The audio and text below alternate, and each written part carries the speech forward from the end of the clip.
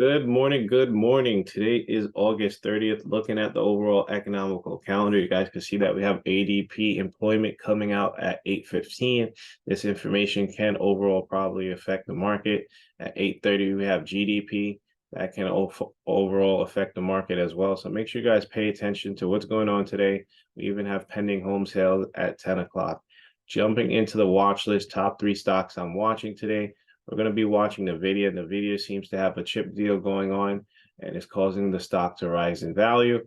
As you guys can see, we have a resistance over here. This is the 20-day 1-hour chart. We have a resistance over here at 492. We need to break 492 before we can start going up towards that 500 level. So make sure you guys set your alerts. RSI is a little bit more on the overbought side.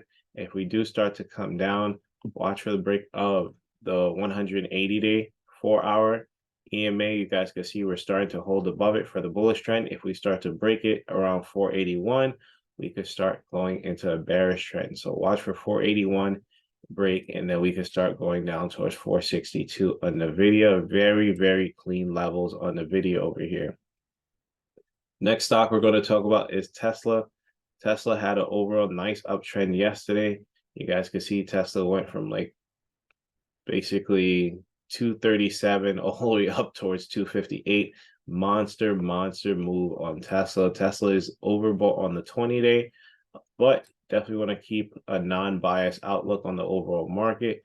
Watch for the break above 257. Set your alerts. 257. Once we start to break and hold above 257, you guys can see we pushed up, hit 257, and started to go sideways, even came down, and now it looks like we're trying to hold above this 20-day, right? RSI is overbought, meaning it's more in favor for a pullback. MACD is trying to cross over.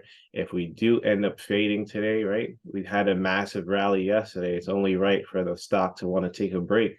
So, or some people take profits. Watch for the break of 253, and then we can start basically going down towards 252, then 249, which is the 180-day trade line right here. So definitely want to be cautious over here, especially since we're right at that SMA. The SMA can possibly act as resistance when the stock is below it, acts as support when the stock is above it, right? RSI on the 180 days, a little bit more on the overbought as well too.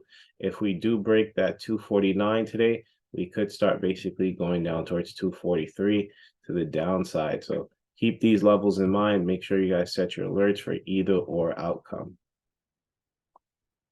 Next stock we're going to talk about is SPY. We're going to jump over towards the yearly for this one. Looking at the yearly, you guys, we spoke about it yesterday, how we started to form candles open above the yearly. MACD's trying to cross up. So we had that massive rally in the overall market yesterday. So definitely want to pay attention to what's going to overall happen today. We're sitting at 448, which we closed yesterday at 449. Let's drop down towards the 20-day chart over here. 20-day is a little bit more on the overbought side. You guys can see we went to the red, and now she's starting to pull out. Right now, the 20-day MACD is already crossed down, and we're starting to form candles below the 20-day trade line. So this is a bearish sign. So I definitely want to be cautious with long positions, especially if we're starting to hold below the 20-day, right? So if we start to get above the 20-day EMA, which is going to be around 449, we should possibly push up towards 450. 450 was a rejection zone yesterday. These are 1-hour candles that we couldn't get above 450. So where do you want to look for a possible long position? You want to look for the break of 450. Break and hold above 450.